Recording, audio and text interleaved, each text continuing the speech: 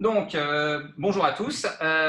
Aujourd'hui, je vais vous faire travailler sur une partie qui a été jouée entre Magnus Carlsen et Vladimir Kramnik au dernier championnat du monde de Blitz à Moscou, donc à la fin de l'année dernière. Donc, je vais vous demander de répondre aux questions en utilisant le mode conversé du système.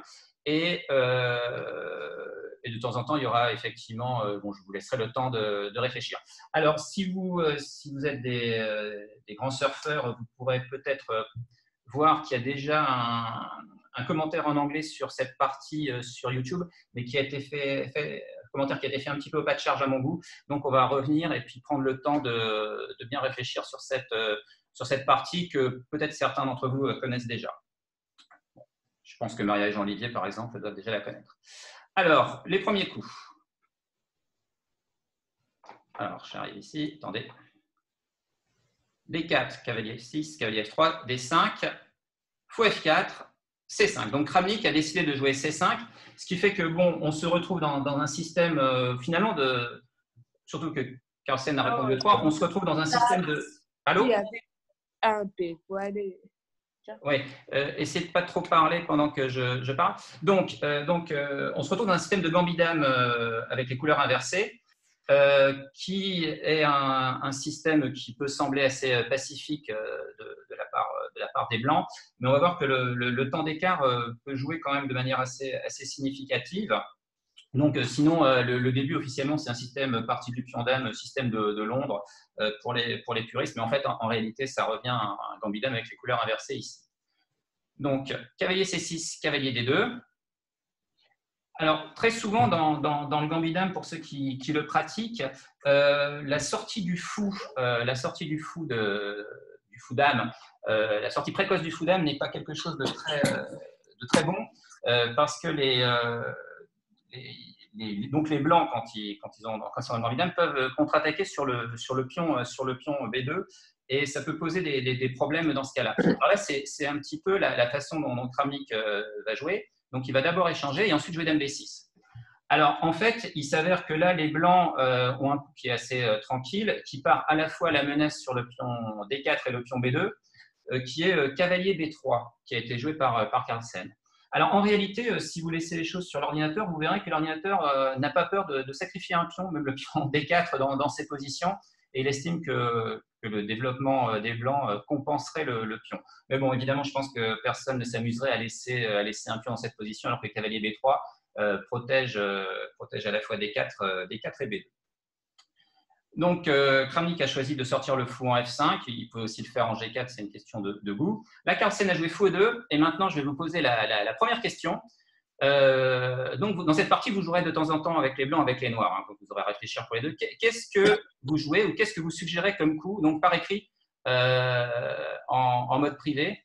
Et puis, en fonction des réponses qui tombent, je dirais si ça convient au fur et à mesure.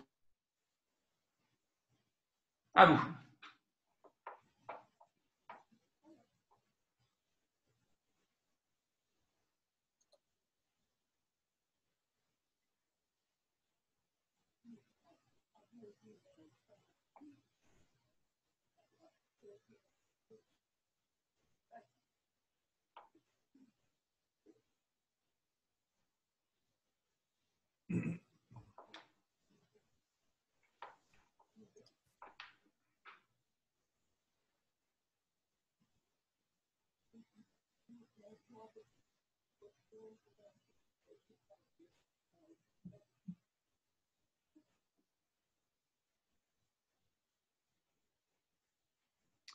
Alors, une réponse de Michael qui propose en fait le coup que Kramnik a joué. Ensuite, n'hésitez pas. Bon, si je n'ai pas d'autres suggestions dans une minute, je poursuivrai.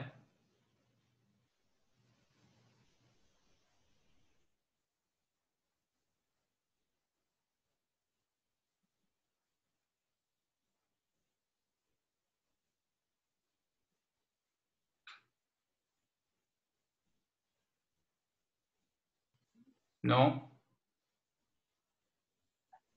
Alors, Michael a proposé E6, qui est le coup qui a été joué par Kramnik. Et moi, je me suis posé une question en regardant cette partie. Je me suis dit, mais pourquoi pas cavalier B4? Pourquoi pas cavalier B4, le coup du débutant qui menace de prendre en C2? Alors, en fait, quand on regarde ça, c'est pas du tout un mauvais coup, hein. Et ce qui est intéressant, c'est de voir les conséquences que ça a. Donc là, bon, je vois pas très bien ce que Carlsen aurait pu jouer d'autre que fou D3. Donc là, les noirs peuvent échanger et infliger aux blancs des pions doublés, isolés. Et là, toute la question est de savoir si finalement c'est si grave que ça pour les blancs. Alors, en réalité, ces pions doublés isolés sont peut-être une faiblesse à long terme, mais là, ils sont particulièrement intéressants parce qu'ils contrôlent de très importantes cases centrales. Et pour illustrer ça, on peut essayer de regarder un petit peu plus loin. Donc là, il y aurait par exemple deux suites possibles pour les noirs. Une où ils se diraient, bah, tiens, on va échanger du matériel. Alors, par exemple, avec Dame B4 échec, donc on échange, on arrive là. Et en fait, si vous demandez à l'ordinateur d'évaluer cette position, ben, il ne trouve pas du tout que les blancs sont dans une situation dramatique. Et non seulement les pions doublés, isolés contrôlent des cases très importantes, mais en plus, comme vous pouvez le voir assez rapidement, les blancs ont une grosse avance de développement. Et notamment, les noirs vont être relativement impuissants à empêcher la prise de la colonne C. Et donc, je vais essayer de faire des… Ouais, bon, ok, j'arrive pas à faire des dessins. Donc la prise de la colonne C et l'arrivée d'une tour par exemple en C7 assez rapidement. Donc en plus les cavaliers blancs vont avoir de très belles cases qui les attendent. Donc les blancs ne sont pas moins bien du tout dans cette position. Et les pions doublés isolés là ne constituent pas vraiment une faiblesse. Alors si on revient un peu en arrière, on peut se dire que les noirs peuvent aussi jouer autrement. Ils peuvent essayer de menacer un des pions, par exemple en jouant ça. Donc, je ne dis pas que je propose les coups optimaux ou les analyses. Hein. Les analyses avec à chaque fois une suite optimale, c'est juste pour illustrer à des fins pédagogiques. Donc là, bah, d'une part, les blancs peuvent facilement protéger le pion D3 en jouant cavalier E5. Mais même, ce qui est intéressant, c'est que même en l'abandonnant, ce pion, finalement l'ordi, il est content. Il dit que là, après cette suite, les blancs ont échangé, se retrouvent avec un pion de moins, mais ils prennent à nouveau la colonne C, et même avec un pion de moins, l'ordi estime qu'ils sont dans une position parfaitement saine. Aussi pour une raison, c'est que la tentative de bloquer la colonne C est évidemment immédiatement réfutée par cavalier A5. Donc, finalement, ces pions doublés isolés que les noirs peuvent infliger aux blancs ne sont pas du tout une faiblesse. Et on peut se retrouver avec une position tout à fait jouable et intéressante pour les blancs. Alors, c'est sans doute pour ça que les joueurs ne sont pas aventurés dans cette voie. Voilà. Donc, on va poursuivre. Donc, Kramnik a joué le coup de Michael, 6. Donc, ensuite, petit roc fou E7. Alors maintenant, on va se poser un petit peu et je vais vous demander de réfléchir à trouver un plan pour les blancs. Alors, pour ceux qui connaissent un peu ce début, ils sauront. Mais ce plan implique de jouer un coup utile très rapidement, soit le prochain, soit très rapidement en tout cas. Et donc, je vous laisse réfléchir et me proposer un coup dans cette position.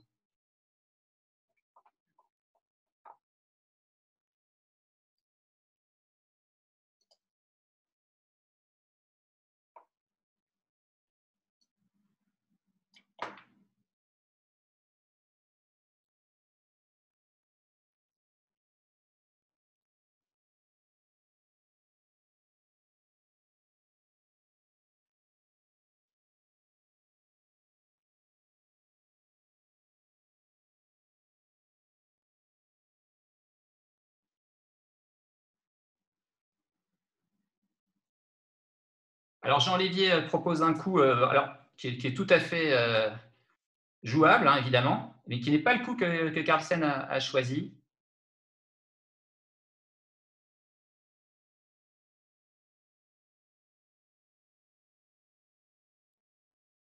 Carlsen s'est dépêché de jouer autre chose avant, en fait, Jean-Olivier.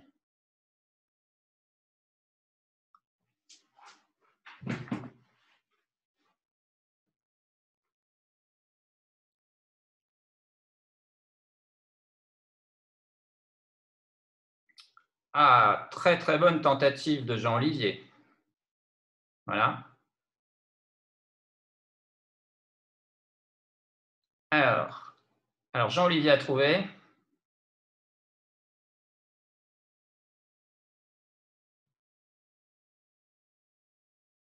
Bon, j'ai une suggestion, mais qui est bizarre. Ah, c'est Maria qui a trouvé. Honnête, Jean-Olivier. Voilà. Michael, une suggestion?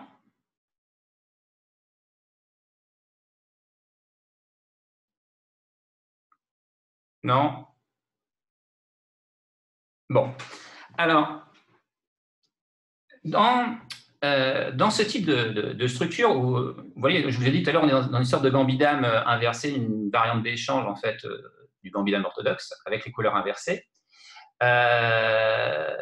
Non, c'est pas un coup. Alors, il y a une autre suggestion d'un coup un petit peu actif, mais non, c'est un coup plus positionnel qui a été joué. Dans ce genre de position, ce qu'on attend des joueurs, enfin, ce sont les plans standards, on attend que les blancs aillent plutôt attaquer sur l'aile roi et que les noirs fassent ce qu'on appelle une attaque de minorité sur l'aile dame. Dans ces systèmes où il y a en gros un joueur qui va jouer sur une aile et l'autre plutôt sur l'autre, c'est toujours difficile de savoir si on développe son initiative sur son aile ou si on essaie de ralentir l'initiative de l'autre. Là, Carlsen va poser des problèmes à Kramnik pour sa future activation de l'aile dame en jouant, donc je reviens, en jouant A4. Alors, ce coup, en fait, est extrêmement gênant. Alors déjà, il menace quelque chose, il menace de jouer A5, puis A6. C'est-à-dire que si Kramnik ne fait rien, le pion va aller se promener jusqu'en A6 et complètement déboussoler le camp des Noirs. Donc Kramnik, qui a quand même envie de s'activer sur l'aile dame, doit réagir. Et là, finalement, il est un petit peu embêté parce qu'il veut bloquer ce pion A4, mais s'il s'amusait à jouer A5 tout de suite, ça lui ferait un gros trou en B5 et ce serait horriblement compliqué après, positionnellement, d'activer son aile dame. La perspective de jouer B7, B5 après avoir joué A7, A5 est quand même très lointaine. Et donc, soit il tomberait dans une configuration passive à l'aile dame, ce qui est évidemment pas du tout son objectif, parce qu'il laisserait donc dans ce cas-là l'aile roi aux mains de Carlsen tranquillement. Soit il se retrouverait à devoir faire des manœuvres compliquées et peut-être un peu lentes pour malgré tout essayer de s'activer. Donc c'est pour ça qu'il a choisi de jouer A6 pour empêcher tout simplement le pion blanc d'arriver en A6. Donc il n'était pas forcément forcé, hein, les ordis proposent éventuellement d'autres coups, mais ça se comprend totalement du point de vue humain. Je vous rappelle aussi que c'était un blitz, hein, donc voilà. Alors maintenant, quel est le coup des blancs? Donc si vous avez suivi, vous devez le dire relativement rapidement. Je vous laisse me le proposer.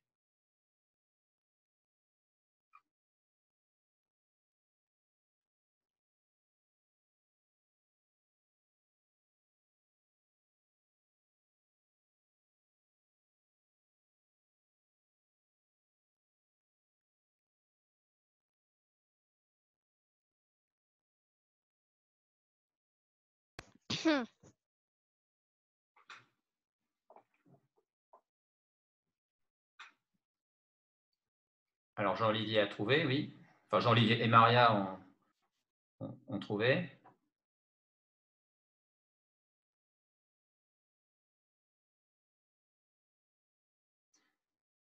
En toute logique, Michael a suivi la logique, il a trouvé aussi. Bon, donc effectivement, Carlsen a logiquement continué par A5 pour paralyser du mieux possible l'aile dame des Noirs. Donc Kramnik s'est replié.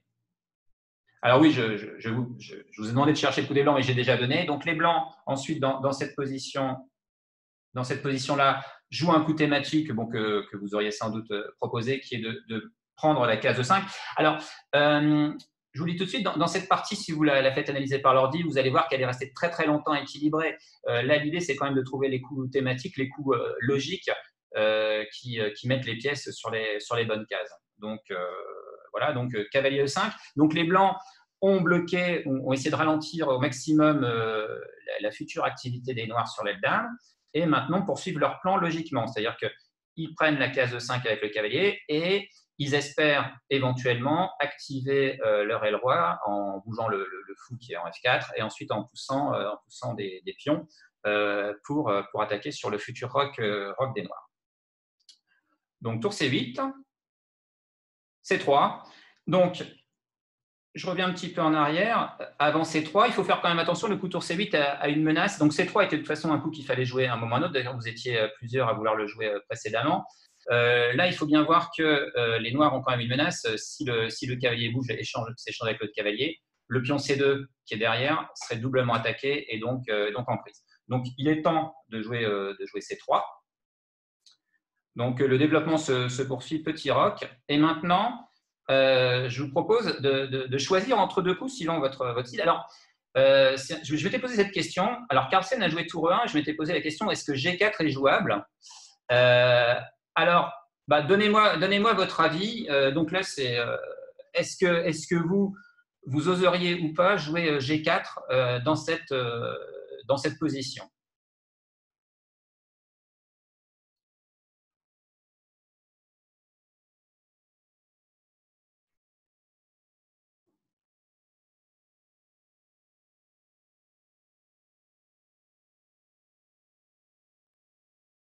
Alors, certains ont répondu non, ce qui est sage. Hein. D'ailleurs, Carlsen n'a pas joué G4. Hein. C'est une question que je m'étais posée. G4 n'est pas dans les meilleurs coups de l'ordinateur. Ah, alors je lis ce qu'a dit Jean-Olivier. Maria dit aux enfants de ne pas affaiblir le roi. Maria est donc totalement opposée par principe à ce coup. C'est vrai, et d'ailleurs c'est sans doute pour ça que Carlsen ne l'a pas joué. Mais moi, c'est une question que je m'étais posée. Alors bon, la réponse est effectivement que G4 n'est pas forcément dramatique, mais il n'y a pas forcément de gain ou de plus-value à le jouer. Donc, par exemple, si on regarde là, donc, alors là, on va dire qu'on va reprendre du pion H, on ne va pas faire de fantaisie. Si on en arrive là, quelle est la suite pour les Blancs? Ils vont devoir reculer leur fou en F4, essayer de pousser F4. Ça affaiblit beaucoup et c'est vrai que ça peut être tentant, mais il n'y a pas vraiment il n'y a rien de décisif et par conséquent, l'affaiblissement qui en résulte peut être à long terme peut être un petit peu embêtant.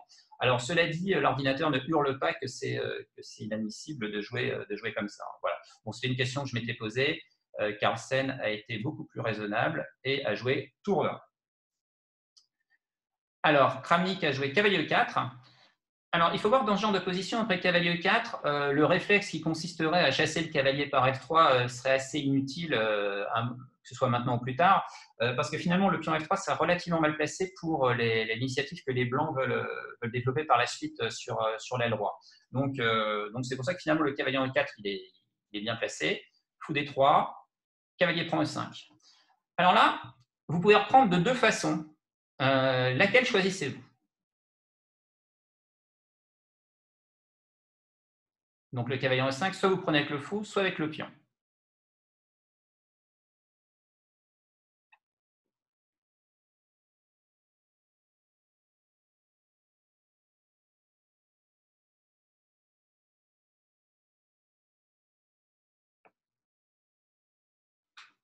Alors, vous pouvez tous répondre en fait, parce que là, voilà. Alors j'ai une réponse fou et une réponse pion, déjà, donc ça ne vous aide pas.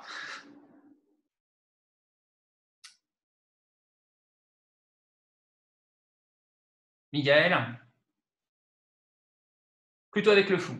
Alors, donc, comme vous ne restez plus que 3, il y en a 2 qui reprennent avec le fou sagement, et Jean-Olivier qui reprendrait avec le pion pour effectivement activer plus tard le cavalier en D4. Alors, en fait, les deux coups sont tout à fait possibles. L'ordi n'a pas forcément de préférence très nette, mais Carlsen a préféré reprendre du fou et non pas du pion. Alors, peut-être que comme c'était en blitz, il avait peur d'une embrouille ultérieure sur le pion E5 qui pouvait être éventuellement un petit peu pas totalement sécurisé.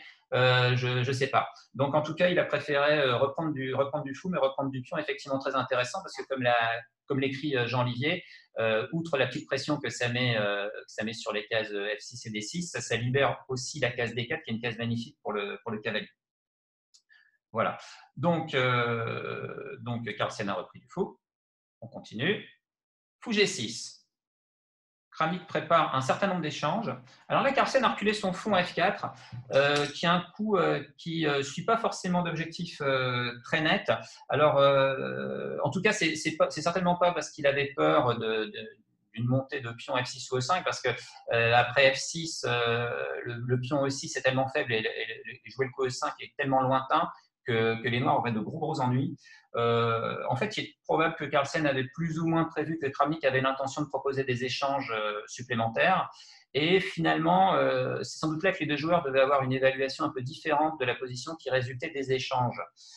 Donc, on va voir. Alors là, donc, Kramnik a reculé son cavalier et donc Carlsen va procéder aux échanges. Donc, il échange d'abord le fou de case blanche, ce qui est assez naturel.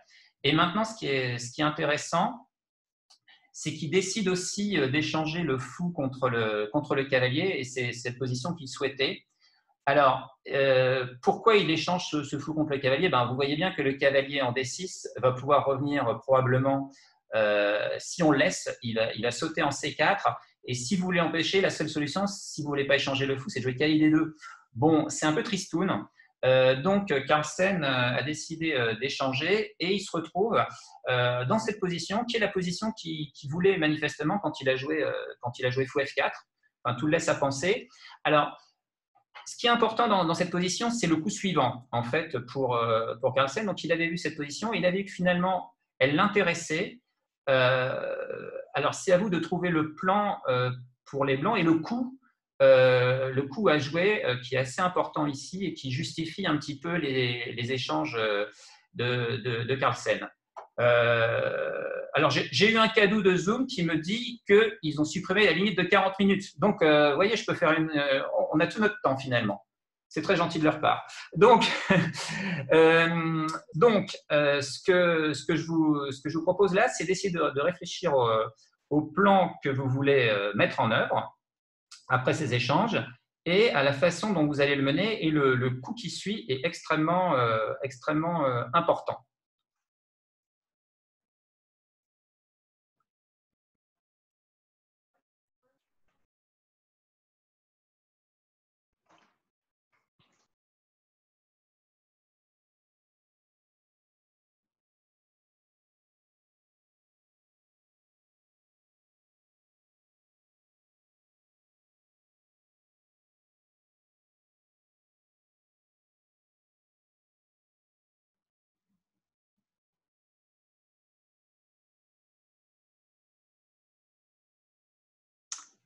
Alors, Michael propose un coup. Alors, eh bien, Michael et Jean-Olivier Maria proposent le même plan.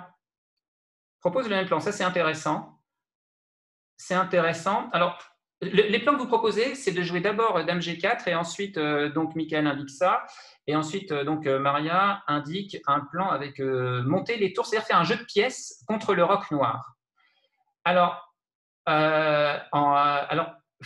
en fait, monter le jeu de pièces, c'est pas l'option qui a été choisie.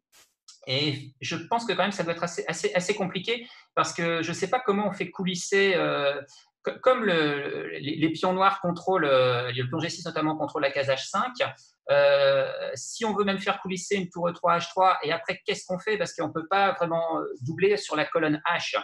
Donc, l'idée, c'est bien de jouer sur la colonne H, et pour ça, de profiter finalement de cette structure de pions en G7, G6. Et pour en profiter et pour forcer l'ouverture de la colonne H, on a envie de pousser le pion H en H5. Mais seulement le problème, c'est que pour l'instant, avant qu'il arrive en H5, il faut qu'il passe par H4, et pour l'instant, il ne peut pas. Donc, en fait, là, le coup qui a été joué par Carlsen, c'est jouer G3. G3 pour pousser H4, et en plus, G3 permet de monter le roi en G2, ensuite de faire coulisser une tour en H1, et donc là, c'est quand même plus commode pour monter une attaque sur la colonne H. Donc, en fait, le jeu de pièces que vous proposiez, je pense qu'il ne doit pas suffire. Enfin, je n'ai pas vérifié ça. Mais le coup, finalement, l'attaque thématique de pousser le pion H est ce qui a été choisi par Carl ici. Donc, vous remarquerez qu'en fait, il s'amuse dans cette partie à essayer de pousser ses pions tour le plus loin possible, hein, sous l'influence peut-être de Alpha 0, pour un petit peu perturber les noirs. Alors, il y a aussi quelque chose d'amusant à remarquer dans cette position, c'est qu'on parle toujours de la lutte entre le fou et le cavalier. Et là, vous voyez que dans ce qui est encore un milieu de partie, tous les pions blancs sont sur des cases noires. Et donc, le fou de case noire, qui est officiellement le bon fou, puisque les pions des noirs sont sur case blanche, c'est peut-être un bon fou, mais pour l'instant, il mord sur du granit. Donc, en revanche, le cavalier a, lui, espoir de se recycler raisonnablement. Il y a peut-être de belles cases qui l'attendent, notamment une très belle case en E5. Donc finalement, je pense que c'est là où l'évaluation de la position devait être différente entre Carlsen et Kramnik. Alors, entendons-nous bien, hein, cette position, il n'y a pas d'avantage pour les blancs du tout réellement, mais les blancs ont un plan qui est quand même un plan qui va viser à attaquer le roi des noirs malgré les échanges massifs de pièces mineures qui ont eu lieu. Tandis que les noirs si les noirs décident de s'activer sur les dames, ça prendra plus de temps. Et en blitz, entre quelqu'un qui attaque le roi adverse et quelqu'un qui attaque d'un côté pour croûter un pion, tout de suite, c'est déjà compliqué. Donc là, G3 est un coup, je pense, qui est assez fort, qui menace H4 puis H5, et qui est en fait relativement difficile à contrer. Donc là, maintenant, dans cette position, on change de chaise, vous prenez les noirs, et c'est à vous de décider du plan que vous allez adopter. Donc, je vous laisse y réfléchir.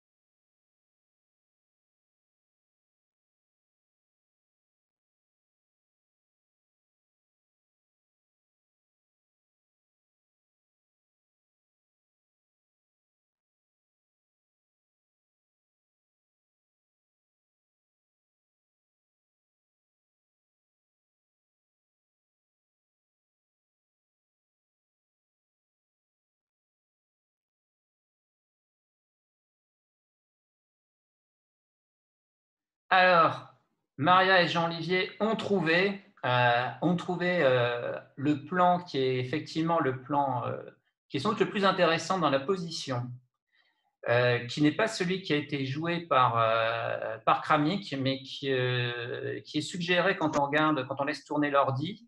Il suggère ce plan. Et effectivement, il est très intéressant. Alors, Kramnik a continué le plan normal de démonstration sur la dame. Il a joué B5. Mais alors, oui, alors, Mickaël, effectivement, tu peux commencer par Dame F6. Mais effectivement, qui a dit que les noirs étaient obligés de jouer à l'aile dame et laisser les blancs attaquer à l'aile roi? En fait, dans cette position, les noirs peuvent se dire mais c'est vrai que c'est nous qui avons la colonne H en réalité. Et ils peuvent commencer par jouer, par mimer ce que veulent faire les blancs, même s'ils sont plus gênés. Et bien dans ce cas-là, ce n'est pas très grave. Ils vont pousser le pion en G5, ce qui aura en plus l'avantage de décourager H4 pour l'instant. Donc, il faudrait que les blancs jouent roi G2, tour H1 avant de pousser H4. Ensuite, ils continueront, ils pousseront ce pion-là, puis ils pousseront le roi. Et un peu comme au jeu d'Abalone, vous allez tout pousser en bloc vers l'avant et vous allez pouvoir faire coulisser ensuite la tour en H8. Et ce plan, j'ai trouvé quand il était proposé par Socrates, j'ai trouvé qu'il était vraiment très intéressant. Et il aurait sans doute beaucoup plus perturbé Carlsen que en fait la continuité que Kramnik a choisi de se développer sur la dame. Donc bravo à Maria et Jean-Olivier. Ah, on a quelqu'un de nouveau là, mais Allô? oui, oui, bonjour. Oui, bonjour. Oui, je vais vous mettre en muet. Voilà. Hop. Donc, ça c'était effectivement un plan extrêmement intéressant qui n'a pas été joué par Kramnik. Donc, il a poursuivi, je dirais, de manière thématique sur l'aile dame. Donc, il vient de pousser B5. Donc, évidemment, je reviens. Donc, évidemment, Carlsen a pris en passant. Dame prend. Maintenant, qu'est-ce que vous jouez avec les blancs? Si vous avez suivi, ça va être assez rapide. Enfin, ça doit être assez rapide. Non, ce n'est pas si évident. Il faut faire un petit peu attention.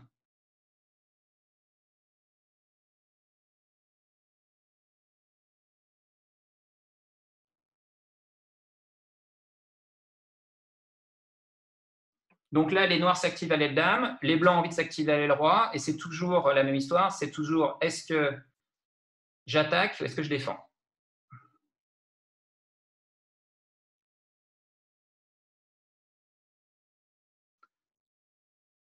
Alors, une suggestion de Jean-Olivier qui est effectivement un coup possible, mais Jean-Olivier, c'est l'autre coup qui a été joué.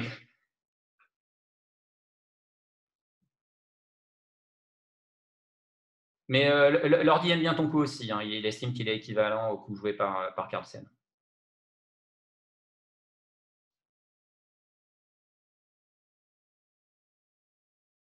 Donc là, alors, pour aider un petit peu, il faut voir qu'il y a une menace quand même de la part des noirs, Michael.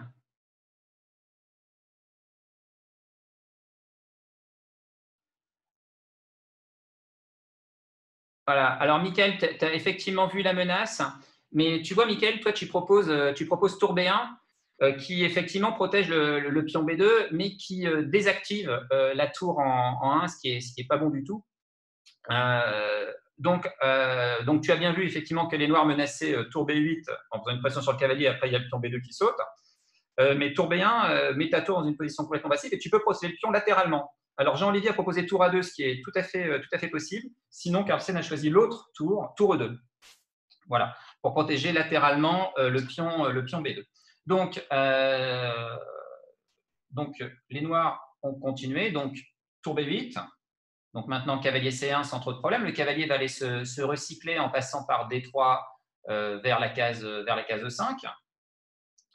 A5. Donc, Kramnik a choisi son plan. Il fait sa démonstration à l'aile dame et puis advienne que pourra. Cavalier D3. Alors, donc, le cavalier non seulement s'approche de E5, mais en plus protège aussi le pion B2 qui est du coup surprotégé. Dame D5. Alors maintenant, voilà, on en est là. Qu'est-ce que vous jouez?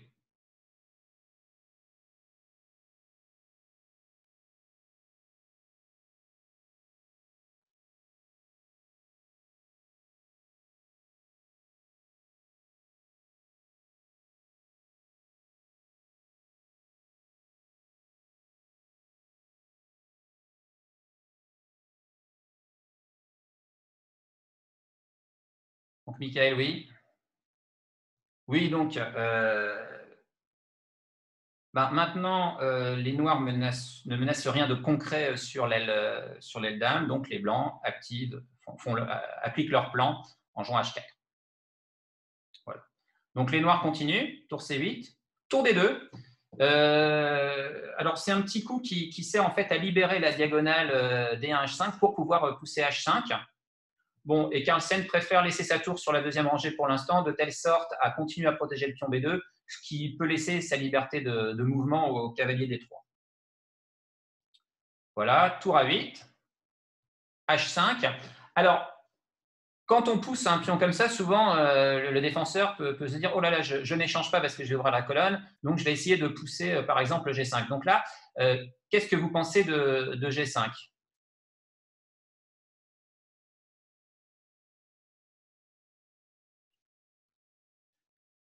Donc, je vais le mettre sur l'échiquier, voilà. Alors, effectivement, Jean-Olivier, c'est très, très embêtant, parce que le coup que tu proposes. Ah, il y a Alex qui nous a rejoint. Allô? Oui, bonjour Alex. Ah ouais. Voilà. Bah, écoute, tu prends l'analyse en route, mais c'est pas très très grave. On est dans cette position et tu peux essayer de regarder. Donc en fait, les blancs viennent de pousser le pion H5 et je demandais ce qui se passerait si les noirs, au lieu de prendre comme ils l'ont fait, jouaient en fait G5. Donc tu réponds par le mode converser en mode privé et je vais te couper le son. Ou tu le coupes toi-même comme tu veux. Ah ouais. Je vais te le couper. Voilà. Bon, c'est bon. Donc voilà, donc Jean-Olivier et Maria ont trouvé le coup embêtant. Alors Michael et Alex, donc avec les blancs.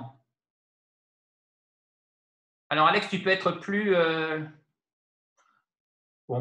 viril, on va dire, de même que Michael. Alors c'est marrant, Alex et Michael, vous avez choisi la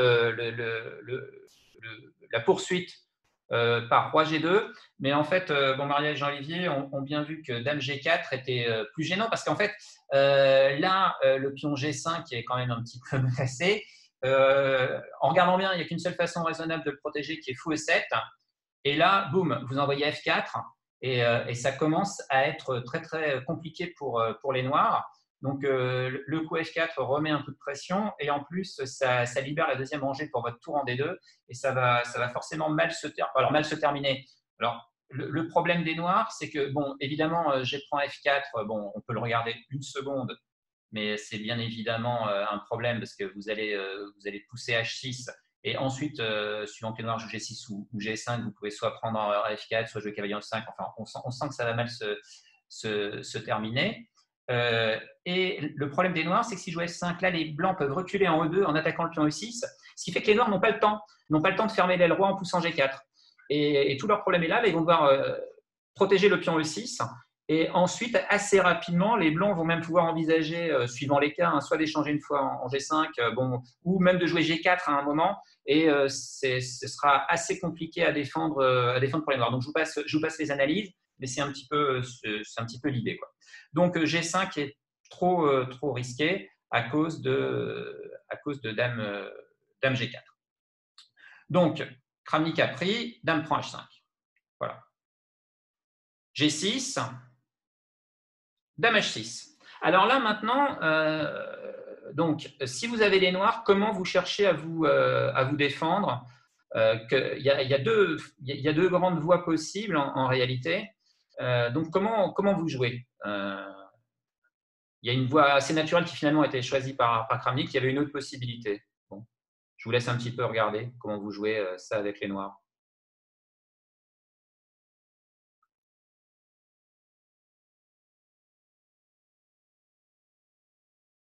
Alors Jean-Olivier, oui, c'est effectivement le plan. Alors il n'a pas joué tout de suite, mais c'est effectivement la réorganisation que Kramnik a choisie.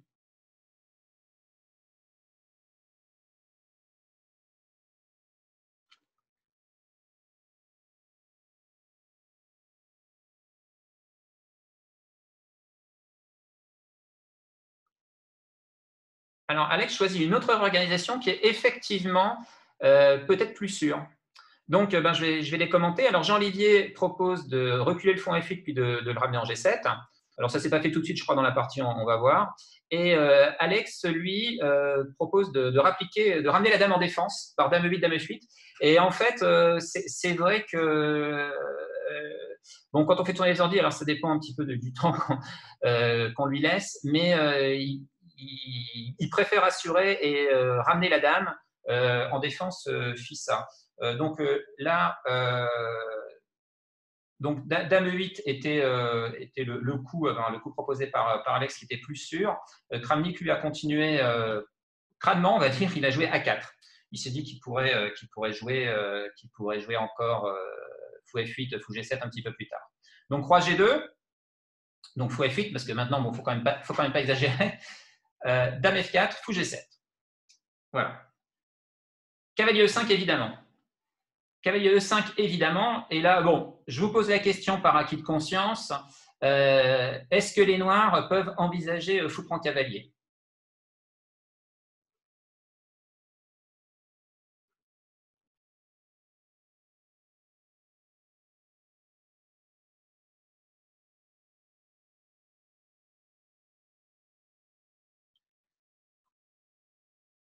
Alors, Jean-Olivier, c'est pire que bof, en fait. Hein.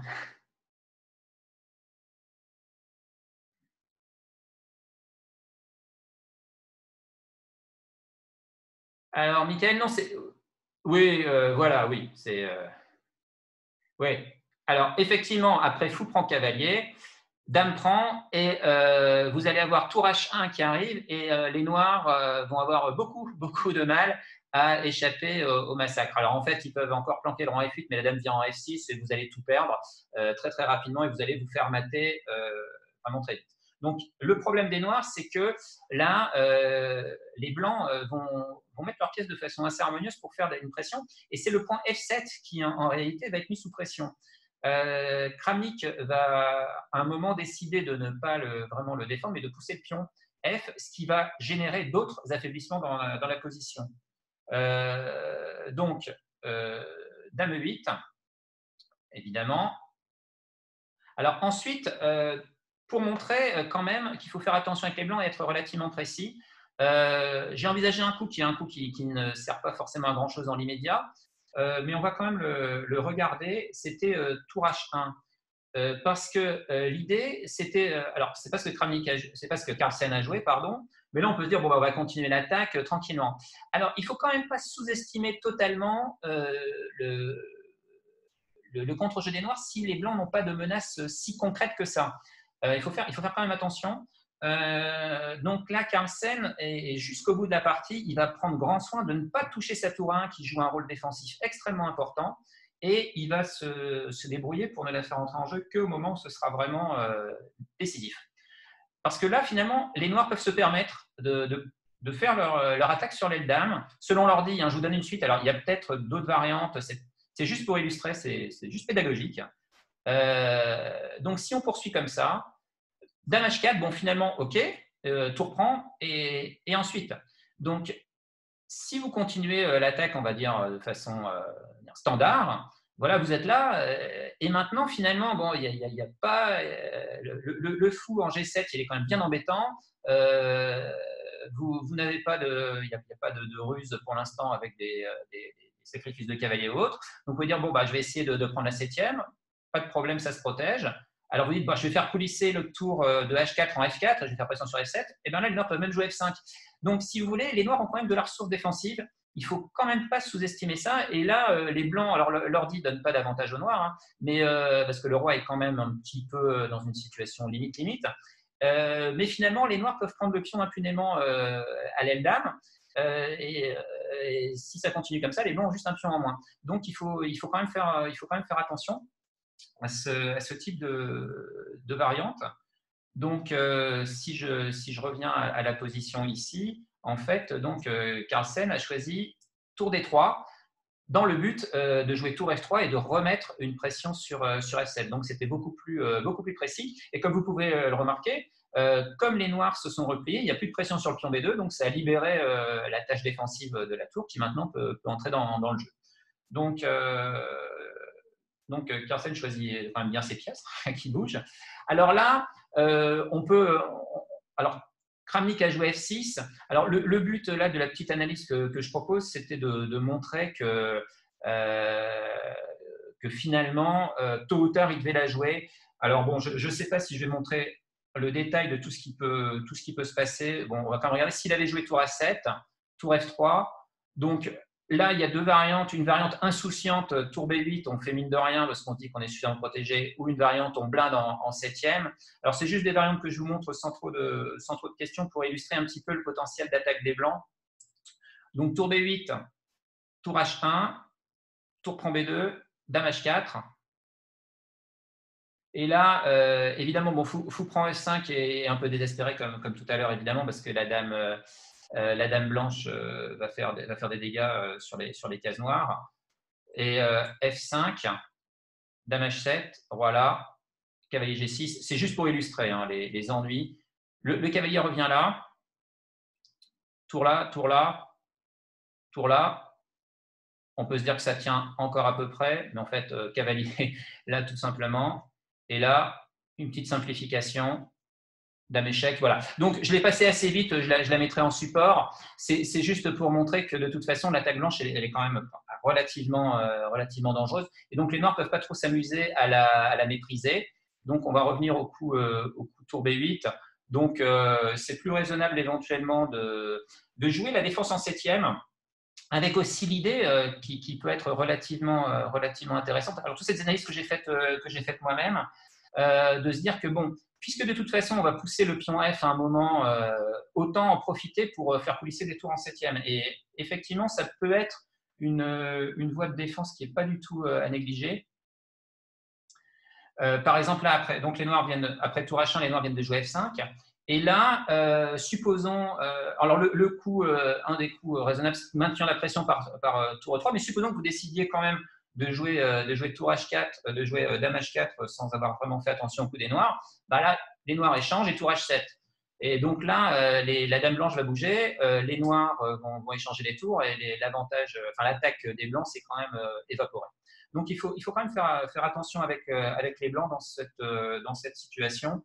Donc bon, je vais revenir au coup de la partie.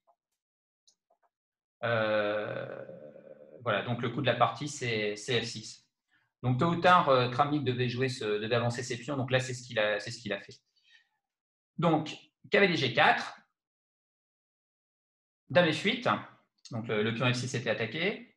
Tour F3, remet un coup de pression sur le pion F6. Alors là, Kramnik, oh là, attendez, vous voyez les coups, bon, c'est pas très grave. Kramnik a un petit peu fini par craquer sous la pression et sous la pression du temps aussi, je pense. Donc là, il a joué A3, prise, et évidemment, il ne peut pas reprendre en A3 parce que sinon, après l'échange des tours, le pion F6 resterait en l'air. En revanche, évidemment, il fallait prendre le pion A3 si vous prenez cavalier prend F6 ici, après des échanges, les noirs peuvent prendre en B2. Et donc là, c'est pas terrible pour les blancs. Donc prise. Donc là, maintenant, F5. Donc, le coup A3 des noirs a été un petit peu inutile. Donc là, Carlsen va se montrer relativement précis. Donc, comme j'avais prévu une animation qui devait durer 40 minutes, c'est pour ça que je ne posais pas de questions sur la fin. Mais bon, si j'avais su que j'allais avoir du temps gratuit, je l'aurais fait. Mais à la limite, là, il y a déjà beaucoup de coups qui gagnent. Je vais juste poser la question seulement à la fin sur le coup décisif. Donc, dame G5 qui profite du clouage et qui attaque le pion G6. Alors, roi F7, donc ça, c'est un peu desperado. Alors maintenant, qu'est-ce que vous jouez pour continuer l'attaque?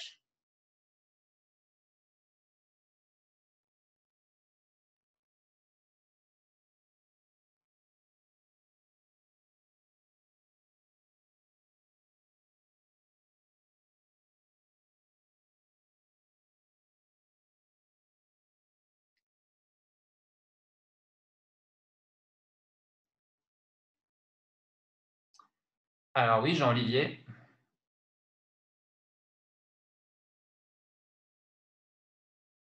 Ah, Alex a une autre manœuvre. Nickel. Alors, chacun propose un coup différent.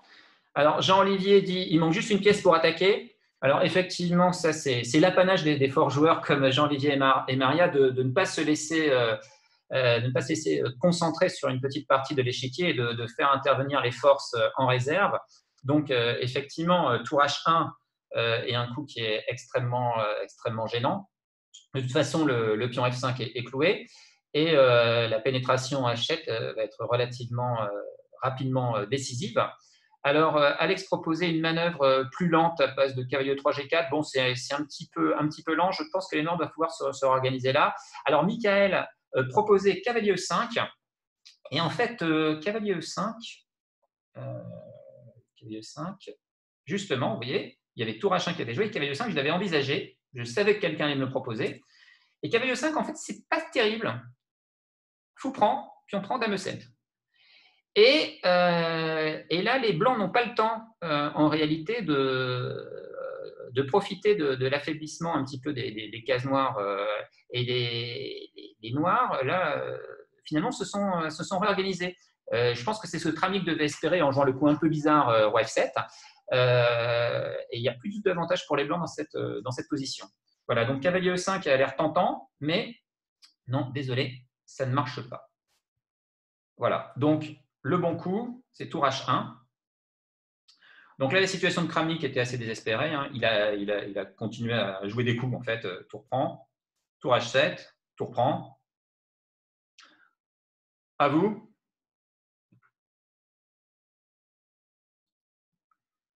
Le coup de grâce. Enfin, il y en a beaucoup dans cette position, mais pas beaucoup.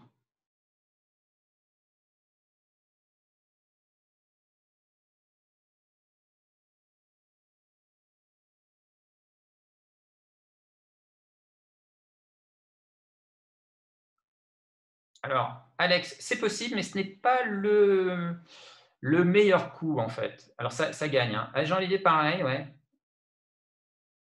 Ouais. Bon, alors en fait, vous voulez jouer cavalier E5. Alors, le coup qui a été joué, peut-être que tour G7 gagne, effectivement, Alex. Mais il y a beaucoup de coups qui gagnent. Hein, et cavalier H6, effectivement, est meilleur. Parce qu'en fait, cavalier E5, je ne sais pas si j'ai fait l'analyse, ouais, cavalier E5 permet au roi noir de revenir en G8. Et là, il y a différents coups gagnants. Mais c'est quand même. Alors, je les mettrai peut-être sur le blog, mais il y a des suites très très bizarres et tactiquement un petit peu compliquées, où même les blancs sacrifient la qualité en G7. Bon, ça gagne quand même, mais ce n'est pas très. Enfin, c'est beaucoup moins propre que cavalier H6 qui empêche le roi noir de revenir en G8. Donc là, après ça, c'est mort. Roi là, dame prend. Et Kramnik a abandonné, puisque de toute façon, après avoir paré l'échec en bougeant son roi, avec les blancs, vous échangez une fois en C3 et vous prenez le fou en G7. Donc, Kramnik a jeté l'éponge à ce moment-là. Voilà, donc voilà, j'avais un petit peu calé pour pas trop dépasser de 40 minutes, donc ce qui fait qu'il y a peut-être pas eu certaines questions à la fin qui auraient été utiles. Donc, je vais arrêter de partager l'écran. Peut-être arrêter l'enregistrement. Voilà.